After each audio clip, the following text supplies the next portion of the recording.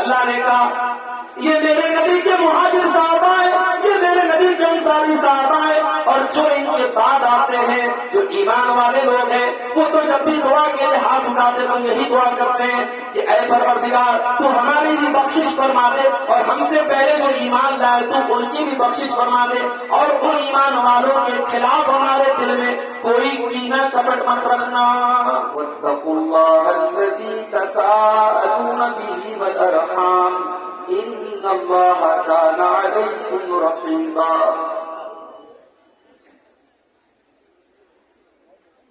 یا ایھا الذین آمنوا اتقوا اللہ وقولوا قولا سدیدا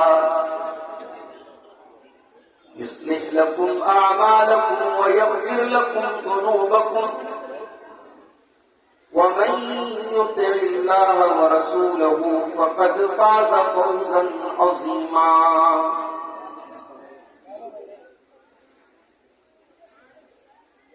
أما بعد فإن خير الحديث كتاب الله وخير الهدي هدي محمد صلى الله عليه وسلم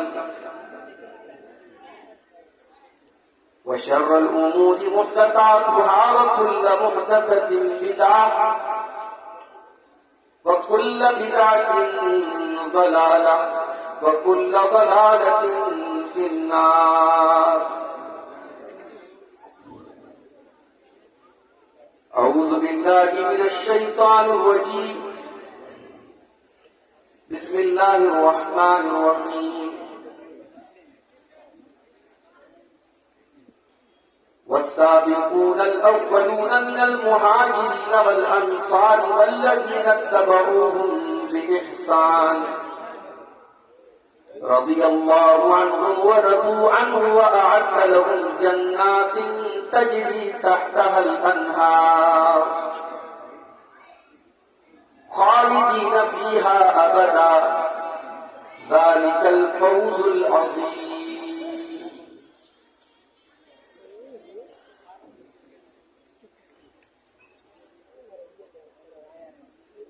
ایسے میرے آقا کے دلارے ہیں صحابہ،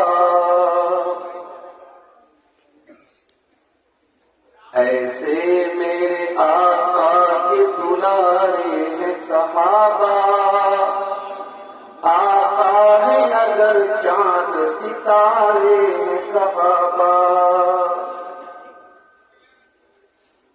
ہم ان کو بھلا دیں تو کہیں کے نہ رہیں گے، اسلام کے تعلیمی ادارے ہیں صحابہ، تم جانو اگر تم کو محبت نہیں ان سے، ہم تو ہیں صحابہ کے ہمارے صحابہ، اسلام کی کشتی کے محافظ بھی یہی ہیں، رحمت کے سمندر کے کنارے ہیں صحابہ، دشمن تھے ہزاروں تو یہ تھے 313، ایسے میں بھی دیکھو نہیں ہارے ہیں صحابہ،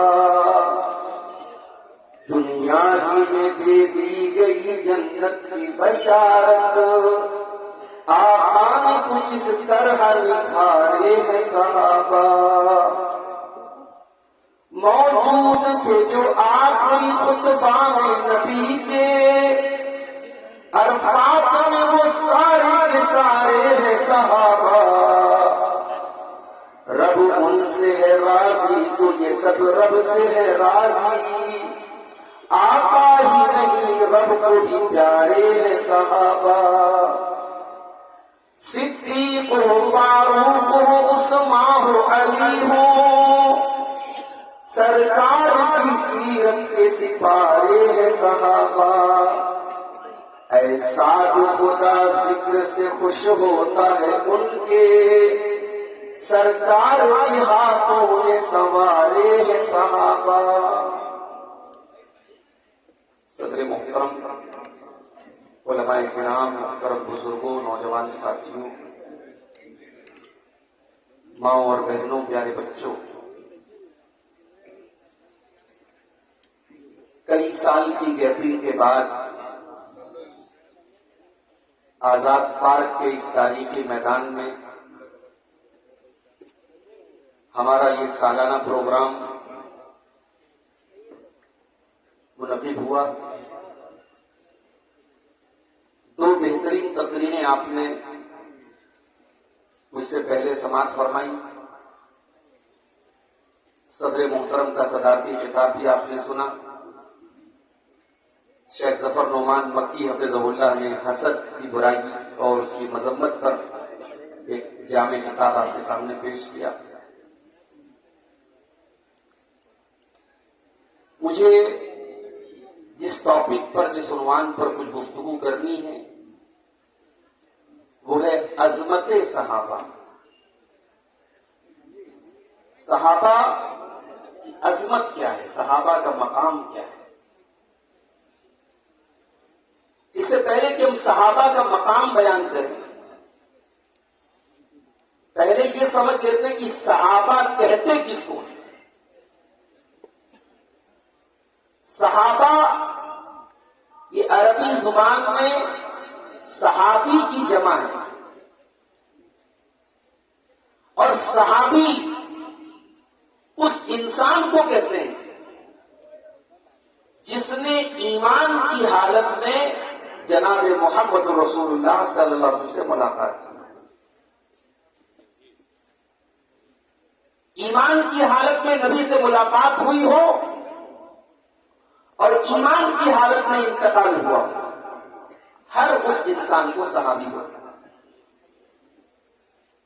اب چاہے وہ ایک دن کے لیے نبی کے ساتھ رہا ہو، ایک سال کے لیے نبی کے ساتھ رہا ہو،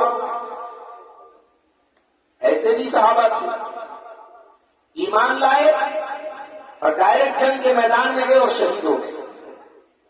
ایک ٹائم کی نماز بھی پڑھنے کو ان کو موقع نہیں ملا، مگر وہ صحابی بھی ہیں اور جنتی بھی ہیں۔ تو صحابی کی ڈیفینیشن سمجھ لو، صحابی کی پریبھاشا سمجھ لو۔ صحابی کس کو بولتے ہیں؟ ہر اس انسان کو جس نے ایمان کی حالت میں نبی سے ملاقات کی ہو اور ایمان کی حالت میں ان کا انتقال ہوا۔ صحابہ کا مقام کیا ہے؟ اگر ایک جملے میں بولا جائے کہ صحابہ کا مقام کیا ہے، تو صحابہ کا مقام یہ ہے کہ وہ صحابہ ہے، بس بات ختم۔ صحابہ کی عظمت کے لیے یہی کافی ہے کہ وہ صحابہ ہے۔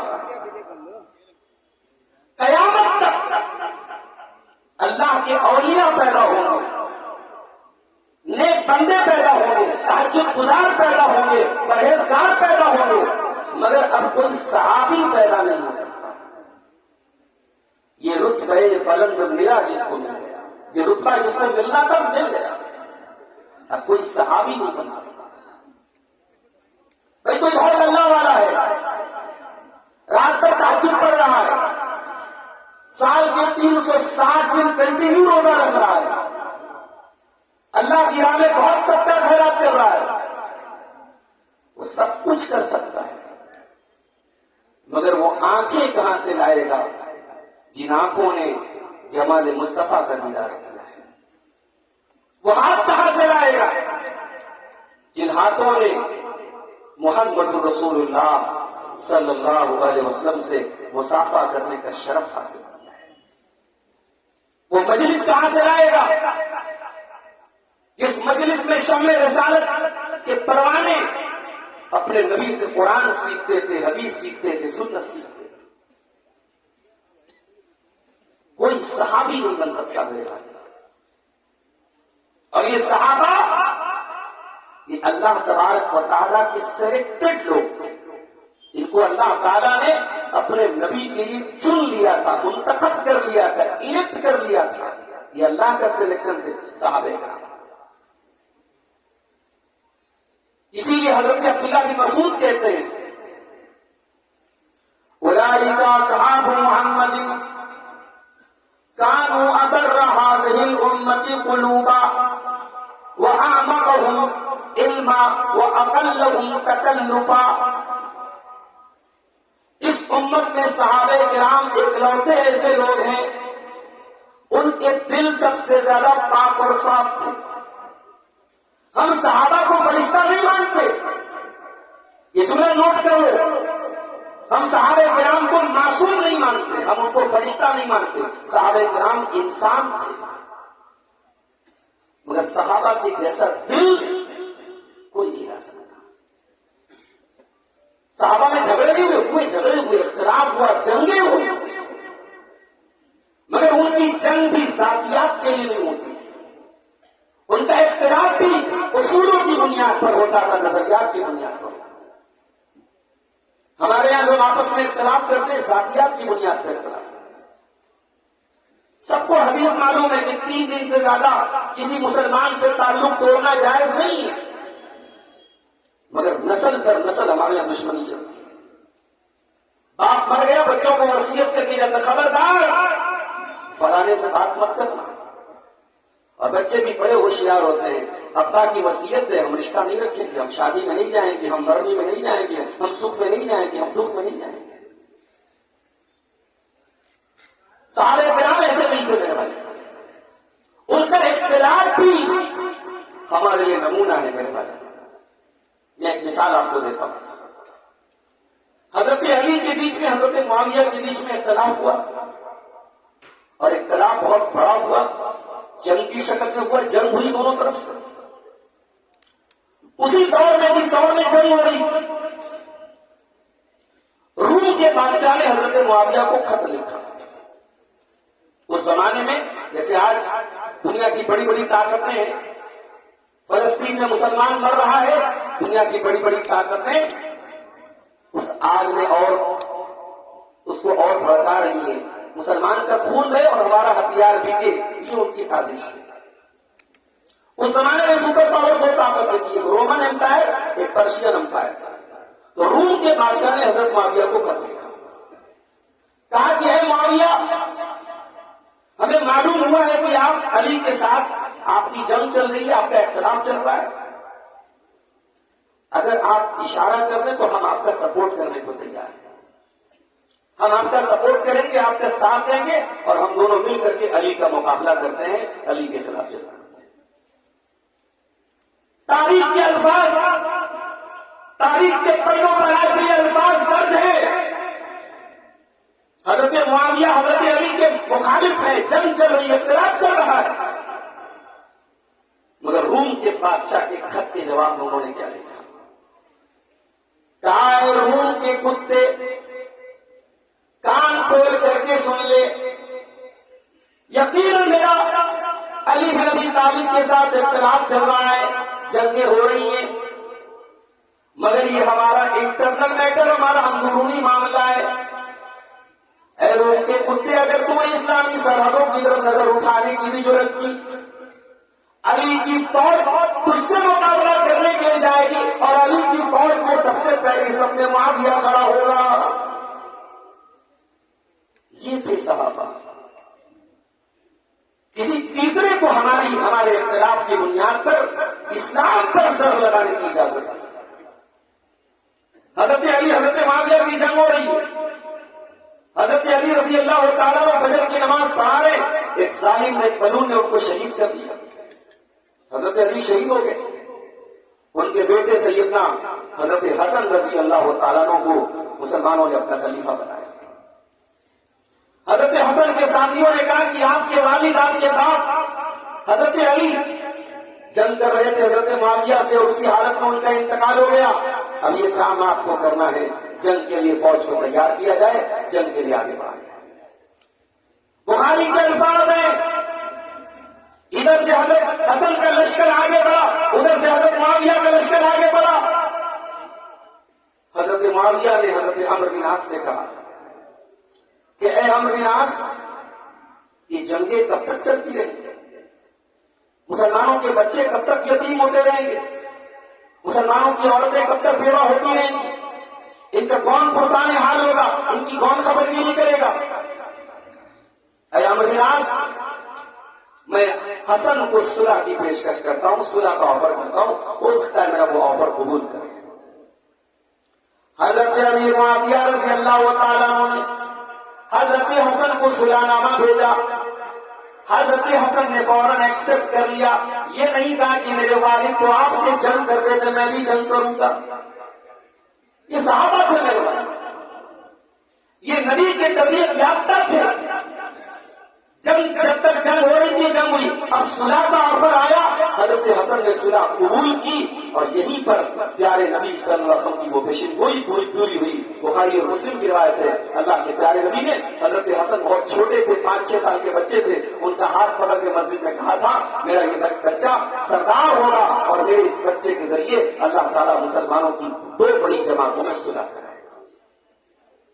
نبی کے الفاظ پر غور کرو، نبی کے الفاظ کیا ہے؟ نبی کہہ رہے ہیں اللہ میرے اس بچے کے ذریعے مسلمانوں کی 2 بڑی جماعتوں میں صلح کرائے گا۔ آج بعض لوگ بڑی جرأت کے ساتھ، بڑی بدتمیزی کے ساتھ حضرت معاویہ کا نام لیتے ہیں، ان کے بارے میں بدزبانی کرتے ہیں، ان کی جماعت کو باغی جماعت بولتے ہیں، ان کے ساتھیوں کو جہنم کی طرف بلانے والا بولتے ہیں۔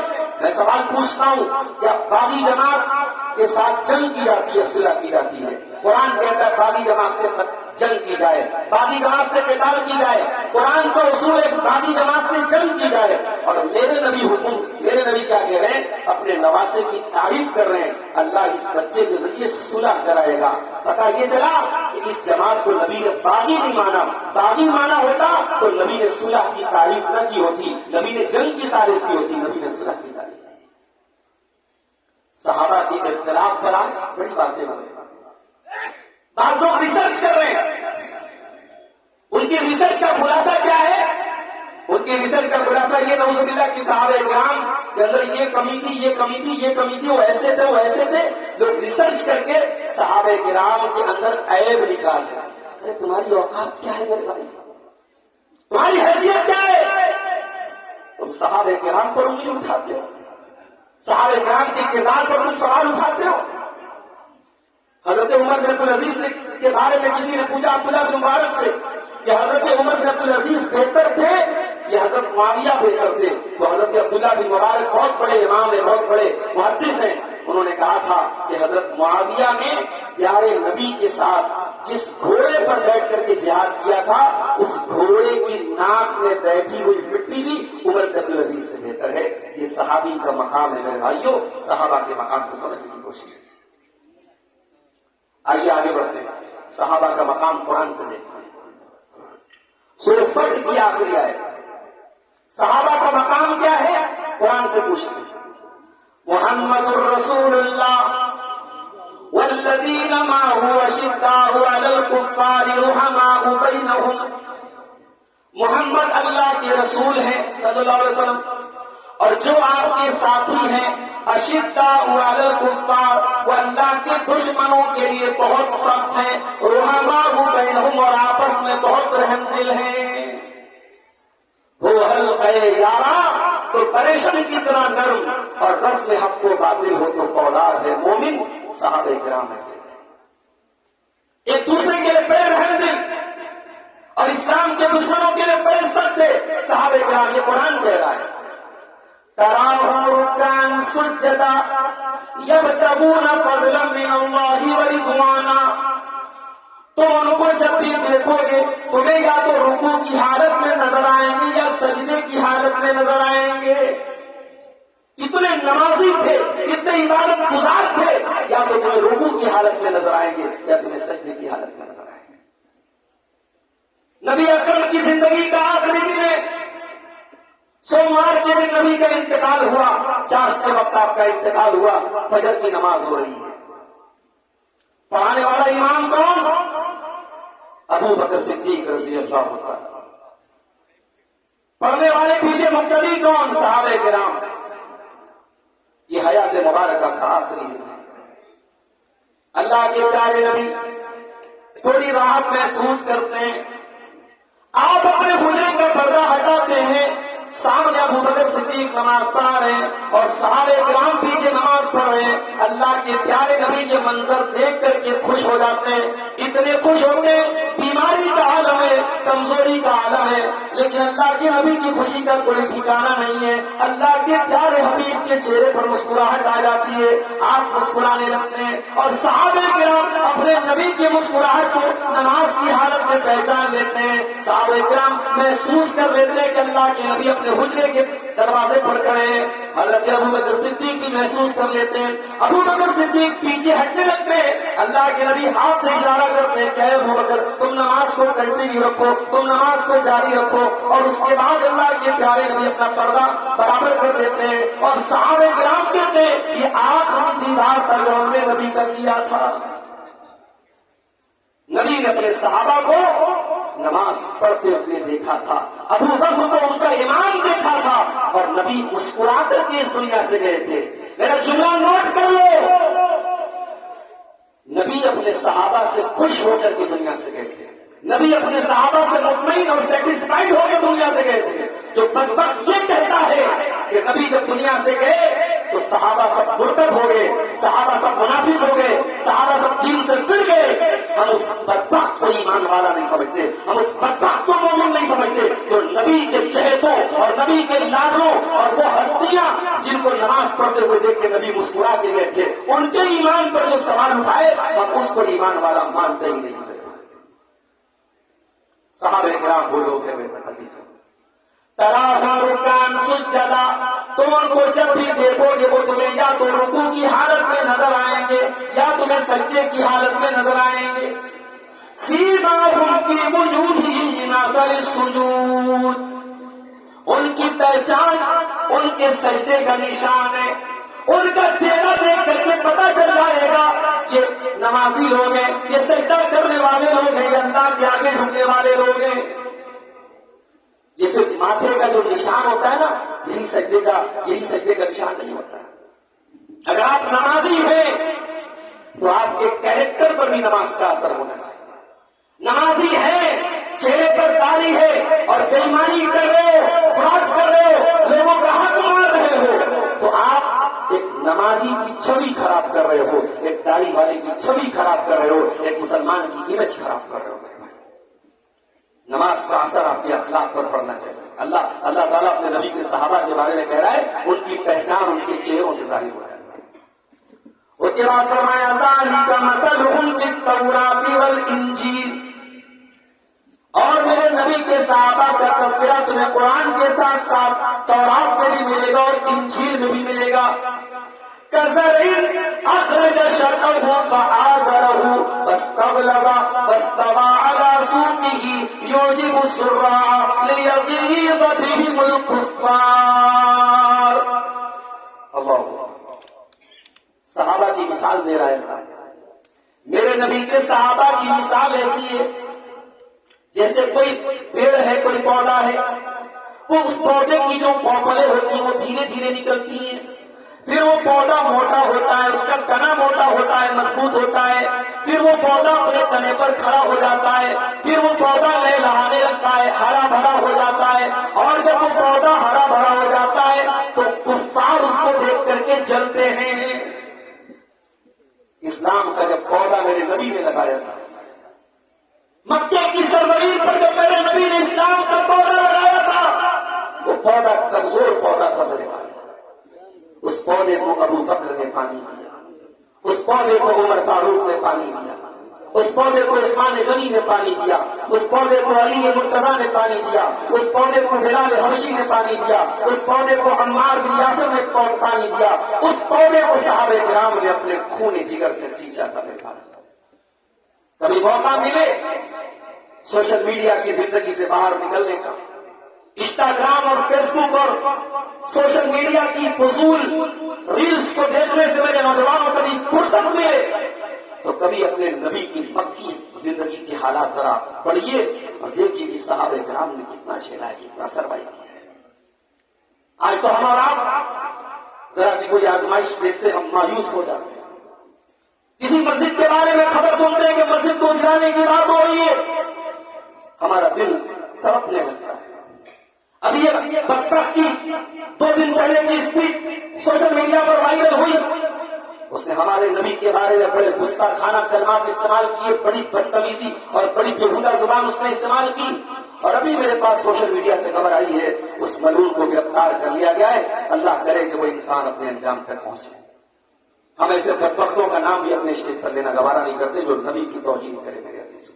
لیکن آپ غور کریں، صحابہ کرام اپنے نبی کے ساتھ کتنی مشکلات سہ رہے ہیں میرے بھائی۔ کون سی ایسی قربانی ہے جو صحابہ کرام نے دی تھی؟ ہم نے تو کچھ نہیں کھویا، ہم تو مسلمان گھر میں پیدا ہوئے، ہم تو بڑے کمفرٹ زون میں رہنے والے لوگ ہیں، بڑے آرام سے رہتے ہیں، ہمیں اسلام پر چلنے کی تو کوئی سزا نہیں ملی۔ صحابہ کرام کو اسلام پر چلنے کی سزا ملی۔ حضرت سمیہ کو دیکھو، ان کی پوری فیملی کو، پورے پریوار کو ستایا جا رہا ہے۔ ان کا جوان بیٹا عمار بھی ہے، ان کے شوہر یاسر بھی ہیں۔ سمیہ کو باندھا گیا، ان کے بیٹے کو باندھا گیا، ان کے شوہر کو باندھا گیا۔ ابو جہل نے دھمکی دی، اے سمیہ اگر تو نے اسلام نہ چھوڑا، تو نے ایمان نہ چھوڑا، اے سمیہ تیرے بدن کے کپڑے چھین لیے جائیں گے، تجھے برہنہ کر دیا جائے گا۔ اے سمیہ تیرے ایمان کا کیا کہنا، تیری استقامت کا کیا کہنا، تو نے ایمان سے کمپرومائز نہ کیا۔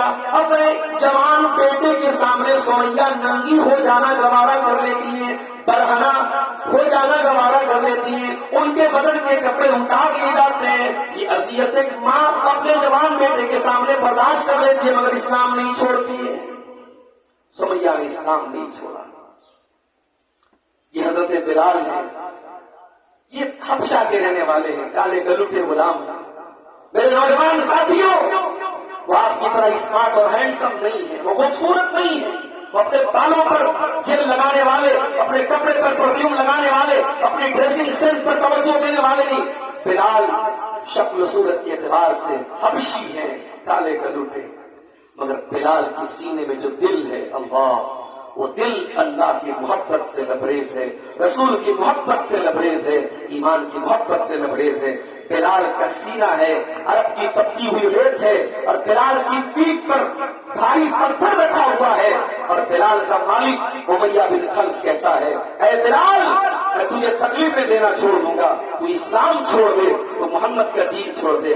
بلال کہتے ہیں احد احد میرا رب ایک ہے، میں ایک اللہ کی توحید پر چلنے والا ہوں، میں ان تکلیفوں اور نصیحتوں کے سامنے ڈھیر ہو جانے والا نہیں ہوں، میں بزدل نہیں ہوں، میں قائل نہیں ہوں، میں اسلام پر چلنے والا ہوں۔ اس گرم پتھر کے نیچے اور اس تبدیل ریت پر بھی بلال کی زبان سے توحید کی آواز پڑتی ہے۔ یہ صحابہ کرام کی دو کیٹیگری، ایک کو ہم مہاجر بولتے ہیں، ایک کو انصار بولتے ہیں۔ یہ مہاجر کون تھے، انصار کون تھے؟ اور یہ قرآن اٹھاتے ہیں، قرآن کا 28واں پارہ سورہ حشر کی آیت نمبر 8، 9، 10۔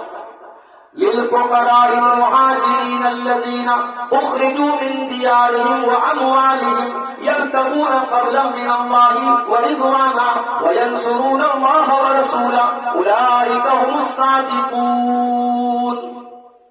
میرے نبی کے وہ غریب صحابہ جو اپنے گھروں سے نکال دیے گئے، اپنے مالوں سے نکال دیے گئے، جو اللہ کی مدد کر رہے ہیں، جو رسول کی مدد کر رہے ہیں، جن کی زندگی کا مقصد اللہ کو راضی کرنا ہے اور اللہ کا فضل تلاش کرنا ہے، یہ مہاجر صحابہ ہیں، انہوں نے سب کچھ قربان کر دیا۔ اور جب یہ مدینہ پہنچے تو مدینہ کے انصاریوں نے ان کے لیے سب کچھ قربان کیا۔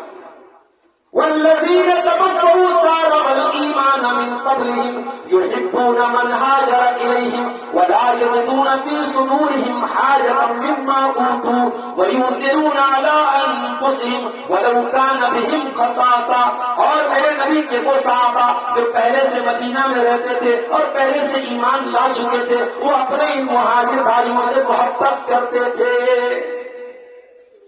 پتہ یہ چلا یہ دو کیٹیگری ہے، ایک دین کے لیے سب کچھ لٹانے والے اور ان لوٹے ہوئے لوگوں کے لیے اپنا سب کچھ لٹانے والے۔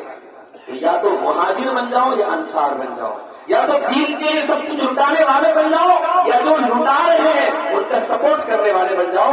یہ دو کیٹیگری ہے، ایک مہاجرین صحابہ کی، ایک انصار صحابہ۔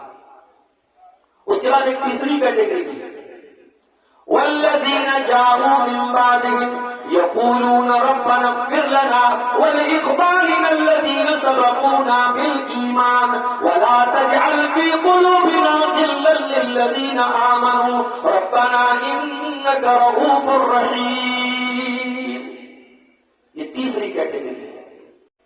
اللہ نے کہا یہ میرے نبی کے مہاجر صاحب آئے, یہ میرے نبی کے انصاری صاحب آئے, اور جو ان کے بعد آتے ہیں جو ایمان والے لوگ ہیں وہ تو جب بھی دعا کے لیے ہاتھ اٹھاتے تو یہی دعا کرتے ہیں کہ اے پروردگار تو ہماری بھی بخشش فرما دے, اور ہم سے پہلے جو ایمان لائے تو ان کی بھی بخشش فرما دے, اور ان ایمان والوں کے خلاف ہمارے دل میں کوئی کینہ کپٹ مت رکھنا.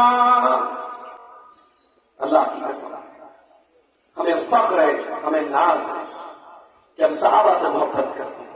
ہم ان لوگوں میں سے بھی نہیں ہیں جو اہل بیت کی محبت کے نام پر صحابہ کو گالیاں دیتے ہیں, اور ہم ان بدنصیبوں میں سے بھی نہیں ہیں جو صحابہ کرام کی محبت کے نام پر اہل بیت کی توہین کرتے ہیں. ہمارے تو دونوں ہاتھ میں لٹو ہیں میرے بھائی, ہم تو صحابہ کرام سے بھی محبت کرتے ہیں اور ہم تو اہل بیت سے بھی محبت کرتے ہیں. اور کان کھول کے سن لو, علی کی محبت کا یہ تقاضا نہیں ہے کہ ابو بکر کو برا بھلا کہا جائے, اور ابو بکر کی محبت کا یہ تقاضا نہیں کہ علی کو برا بھلا کہا جائے. ہمیں ابو بکر بھی پیارے ہیں, ہمیں علی بھی پیارے ہیں, ہمیں عمر بھی پیارے ہیں, ہمیں عثمان بھی پیارے ہیں. روئے کو اور پچھتائے کو جن کی زبانیں ان مقدس بستیوں کے بارے میں بدتمیزی اور گستاخی ہے. ہمیں الحمدللہ بہت ہی شریست اور اطمینان ہے اپنے عقیدے اور اپنے ایمان پر کہ ہم صحابہ کرام سے بھی محبت کرتے ہیں اور ہم اہل بیت سے بھی محبت کرتے ہیں. اور اگر کوئی کہتا ہے کہ نہیں صاحب ایسا کیسے ہو سکتا ہے, قاتل سے بھی ہمدردی اور مقتول سے بھی ہمدردی, یہ کیسے ہو سکتا ہے؟ اگر آپ علی سے محبت کرتے ہیں تو آپ کو ابو بکر کو برا بھلا کہنا پڑے گا. آئیے اس کا جواب بھی میں آپ کو دے دوں گا. ابو بکر صدیق رضی اللہ تعالیٰ عنہ خلیفہ ہو گئے. حضرت علی کسی بات پہ ناراض ہے. 6 مہینہ ہو گیا حضرت علی نے بیعت نہیں کی. بخاری کی روایت آپ کو اوپر سے سنا رہا ہوں. حضرت ابو بکر صدیق خلیفہ ہو گئے, حضرت علی نے بیعت نہیں کی. 6 مہینہ گزر گیا. سیدہ فاطمہ زہرا رضی اللہ تعالیٰ عنہ کا انتقال ہو گیا. نبی کی بیٹی کا انتقال ہو گیا. حضرت علی رضی اللہ تعالیٰ عنہ نے حضرت ابو بکر کے پاس پیغام بھیجا کہ میں آپ سے اکیلے میں ملنا چاہتا ہوں, آپ میرے گھر تشریف لائیں. حضرت ابو بکر خلیفہ ہیں, امیر المومنین ہیں. وہ چاہتے تو آبجیکشن کر سکتے کہ میں امیر المومنین ہوں, آپ میرے پاس, میں آپ کے پاس کیوں جاؤں. آنا کا مسئلہ نہیں تھا صحابہ کرام. ہمارے یہاں خاندانوں اور رشتے داریوں میں یہ سارا معاملہ خراب کیا ہے انا نے. صحابہ کرام نے اپنی انا کو قربان کیا ہے میرے بھائیوں, جہاں قربان کرنے کا موقع ہے. حضرت علی نے پیغام بھیجا کہ ابو بکر میں آپ سے ملنا چاہتا ہوں, میرے گھر تشریف لائیے. حضرت ابو بکر حضرت علی سے ملنے جاتے ہیں. دونوں نے ایک دوسرے سے گلا شکوہ پیش کیا. حضرت علی کہتے ہیں اے ابو بکر میں آپ کی کسی فضیلت کا انکار نہیں کرتا, اللہ نے آپ کو جتنی فضیلتوں سے نوازا ہے میں سب مانتا ہوں, مگر میں رسول کا رشتہ دار ہوں, میری رسول سے قرابت ہے, میں رسول کے چچا کا بیٹا ہوں, رسول کا داماد ہوں. مجھے ایسا محسوس ہوتا ہے کہ اس رشتہ داری کی وجہ سے مجھ سے مشورہ لینا چاہیے تھا, میرے مشورے کے بغیر کوئی قدم نہیں اٹھانا چاہیے تھا. مجھے اس بات پر ناراضگی ہے. دیکھیے گرا ہے, شکوہ ہے. حضرت علی رضی اللہ تعالیٰ عنہ اپنا شکوہ پیش کرتے ہیں. حضرت ابو بکر جواب کیا دیتے ہیں, واللہ لقرابۃ رسول اللہ صلی اللہ علیہ وسلم احب الی ان اصل قرابتی.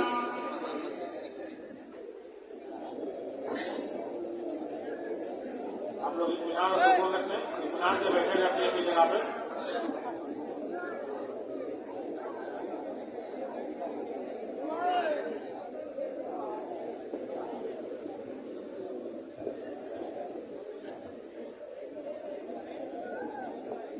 آپ حضرات ایک دینی پروگرام میں ہیں, سکون اور وقار کے ساتھ بیٹھے رہیں. ہمارے شیخ ہم سب کے بڑے محترم اسٹیج پر تشریف لا چکے ہیں, شیخ محمد جدید صاحب سراجی اٹاوی حفظہ اللہ. تھوڑی دیر گفتگو کرنے کے بعد میں انشاءاللہ مائک کے حوالے کروں گا. آپ لوگ اطمینان سے بیٹھیں. حضرت علی حضرت ابوبکر صدیق آپس میں گلے شکوے پیش کرتے ہیں. حضرت علی کہتے ہیں اے ابوبکر میں رسول کا رشتہ دار ہوں, میں رسول سے قرابت رکھتا ہوں, میرا زیادہ حق تھا, مجھ سے مشورہ لیا جاتا. حضرت ابوبکر جواب دیتے, بخاری کے الفاظ ہیں والذی نفسی بیدہ لقرابۃ رسول اللہ صلی اللہ علیہ وسلم احب الی ان اصل قرابتی. اے علی میں اپنی رشتہ داری سے زیادہ رسول کی رشتہ داری کی قدر کرتا ہوں. رسول کی رشتہ داری مجھے زیادہ محبوب اور زیادہ پیاری ہے اپنی رشتہ داری سے. یہ ابوبکر صدیق کے الفاظ ہیں, اور یہ وہ لوگوں کے منہ پر تھپڑ ہے جو حضرت علی اور حضرت ابوبکر کو ایک دوسرے کا دشمن قرار دیا. اور آگے بڑھیے, حضرت عمر کی شہادت ہوئی, ابو یونس کی وجہ سے حملہ کیا, حضرت عمر گھر لائے گئے. آخری ٹائم میں حضرت عمر فاروق انتقال ہو گیا. جنازے کی چارپائی رکھی ہوئی ہے, لوگ آ رہے ہیں, دعائیں کر رہے ہیں حضرت عمر کے لیے. بخاری کے الفاظ ہیں, عبداللہ بن عباس کہتے ہیں میرے کندھے پر کسی نے ہاتھ رکھا, میرے پیچھے سے کوئی آیا میرے کندھے پر ہاتھ رکھا, اور حضرت عمر کے جنازے کی طرف دیکھ کے کہا ما خلقت احدا احب ان القى اللہ بمثل عمله منك.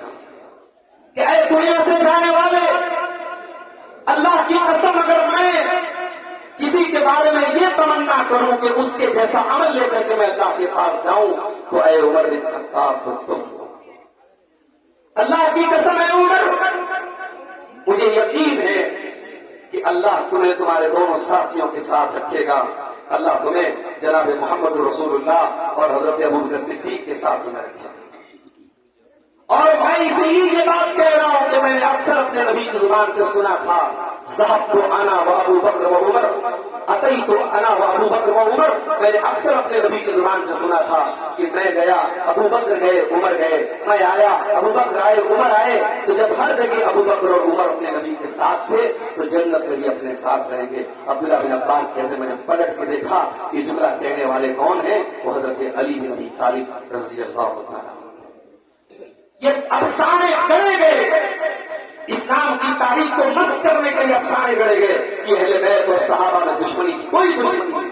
صحابہ کرام اور اہل بیت ایک دوسرے کی بڑی عزت کرتے تھے, محبت کرتے تھے. تو صحابہ کرام وہ لوگ ہیں میرے عزیز. اور ایک اور بات میں بیان کروں گا, ہم لوگ جب حدیث پڑھتے ہیں نا, حدیث میں ایک علم آتا ہے, علم جرح و تعدیل کا. حدیث میں جتنے راوی آتے ہیں ان راویوں کو چیک کیا جاتا ہے کہ یہ راوی ثقہ ہے, ضعیف ہے, یہ صحیح ہے, یہ کیسا راوی ہے, اس کو چیک کیا جاتا ہے. وہ پورا علم ہے, فن ہے, اس کو جرح و تعدیل کا علم ہے. اب ایک جملہ سنو میرا, حدیث کی سند میں کوئی بھی راوی آئے گا اس کو چیک کیا جائے گا کہ وہ راوی صحیح ہے یا ضعیف ہے. لیکن اگر حدیث کی سند میں کوئی ایک راوی ایسا آ گیا کہ جس کے بارے میں کنفرم ہے کہ وہ صحابی ہے, اس کا نام بھی نہیں پتا, اگر یہ معلوم ہے کہ صحابی ہے, اس کو پھر چیک نہیں کیا جائے گا, اس کو ویریفائی مان لیا جائے گا. صحابہ کرام کو کوئی ضعیف نہیں کہہ سکتا, صحابہ کرام کی کوئی تجریح نہیں کر سکتا, ان کو کوئی ریجیکٹ نہیں کر سکتا.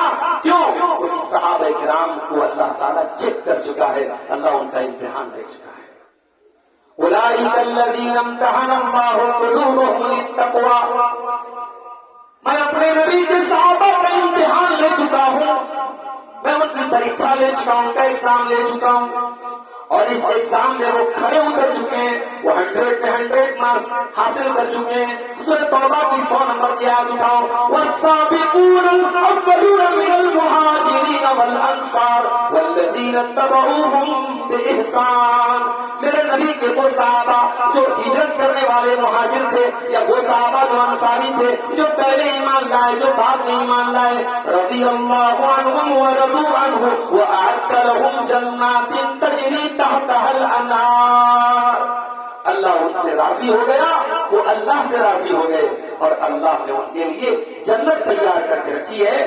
قرآن کی آیت مہر لگا رہی ہے. سارے صحابہ کو اللہ تعالیٰ جنتی کہہ رہا ہے. اب کسی ایک صحابی کے اوپر اگر کوئی کیچڑ اچھالتا ہے اپنے ایمان کی خیر بنا چلا. مجھے واقعہ یاد آیا. ہماری جماعت کے بہت بڑے عالم تھے علامہ ثناء اللہ امرتسری رحمۃ اللہ علیہ. علامہ ثناء اللہ امرتسری وہ عالم تھے کہ دارالعلوم دیوبند میں بھی اگر مناظرہ ہوتا تھا قادیانیوں سے تو پنجاب سے امرتسر سے بلایا جاتا تھا علامہ ثناء اللہ امرتسری کو. ان کو صرف اہل حدیث نہیں علماء دیوبند بھی اور دیگر مسالک کے علماء بھی جب غیر مسلموں سے مناظرے کی نوبت آتی تھی ان کو بلایا جاتا تھا. علامہ ثناء اللہ امرتسری پنجاب کے گاؤں میں مناظرہ کرنے جا رہے تھے. مناظرہ کس سے تھا؟ رافضیوں سے تھا. صحابہ کو گالی دینے والے سے تھا. جب ثناء اللہ امرتسری رحمۃ اللہ علیہ اسٹیشن پر اترے ہیں اس گاؤں میں اترے ہیں اور وہاں ریسیو کرنے والے جب لوگ ان کو پہنچے تو ثناء اللہ امرتسری ان کے سامنے زاروں قطار رونے لگے. لوگوں نے پوچھا مولانا صاحب کیوں رو رہے, کیا بات ہے؟ کہا تمہیں معلوم ہے کہ آج کے مناظرے کا ٹاپک کیا ہے, مناظرے کا عنوان کیا ہے؟ آج کے مناظرے میں مجھے ثابت کرنا ہے کہ ابو بکر اور عمر مسلمان تھے, ایمان والے تھے, ان کا ایمان مجھے ثابت کرنا ہے. مناظرے کا ٹاپک یہ ہے. یہ میرے لیے رونے کا مقام ہے کہ جن ہستیوں کی وجہ سے میں مسلمان ہوا ہوں اور آج میرے ساتھ تک اسلام پہنچا ہے, آج مجھے مناظرہ کر کے ان کا ایمان ثابت کرنا ہے. یہ وہ سوچ تھی جس نے علامہ ثناء اللہ امرتسری کو رونے پر مجبور کیا تھا. یاد رکھو میرے بھائیوں, صحابہ کرام کو گالی دینے والا, صحابہ کرام کی توہین کرنے والا ہماری عزت کا, ہماری محبت کا کبھی مستحق نہیں ہو سکتا. ہمارا عقیدہ تو ٹوٹ ہے. ہم صحابہ کرام کے بارے میں کسی طریقے کا کمپرومائز کرنے کو تیار نہیں. کوئی صحابہ کو گالی دے اور آدھا پر نماز پڑھے, ہم اس کی عبادت, اس کی تہجد کو کوئی ویلیو نہیں دیتے. صحابہ کرام سے جو نفرت کرے, صحابہ کرام سے جو بغض رکھے, ہم اس سے محبت نہیں کر سکتے. یہ ہمارا عقیدہ ہے. بہت بڑے امام ہیں امام طحاوی رحمۃ اللہ علیہ, یہ 3 صدی ہجری میں ان کا انتقال ہوا ہے. تقریباً 238 ہجری میں ان کا انتقال ہوا. بہت بڑے امام ہیں, فقیہ ہیں, محدث ہیں. امام طحاوی نے ایک پتلی سی کتاب لکھی ہے عقیدہ طحاویہ. اچھا میں یہ بھی بتا دوں کہ امام طحاوی رحمۃ اللہ علیہ امام ابو حنیفہ کے مسلک پر چلنے والے تھے, حنفی مسلک کے تھے, لیکن عقیدے کی جو انہوں نے یہ کتاب لکھی ہے بہت ہی بہترین کتاب ہے. اور مدینہ یونیورسٹی میں بھی یہ نصاب میں داخل ہے اور ہمارے مادر علمی جامعہ سلفیہ بنارس میں بھی یہ نصاب میں داخل ہے. یہ ہمارا منہج رہا ہے کہ دیگر مسالک کے علماء کی وہ کتابیں جو صحیح ہے اور جو صحیح بنیادوں پر لکھی گئی ہیں ہم ان کتابوں کا مطالعہ کرتے ہیں. امام طحاوی کی جو کتاب ہے العقیدۃ الطحاویہ, اس میں ایک لائن ہے.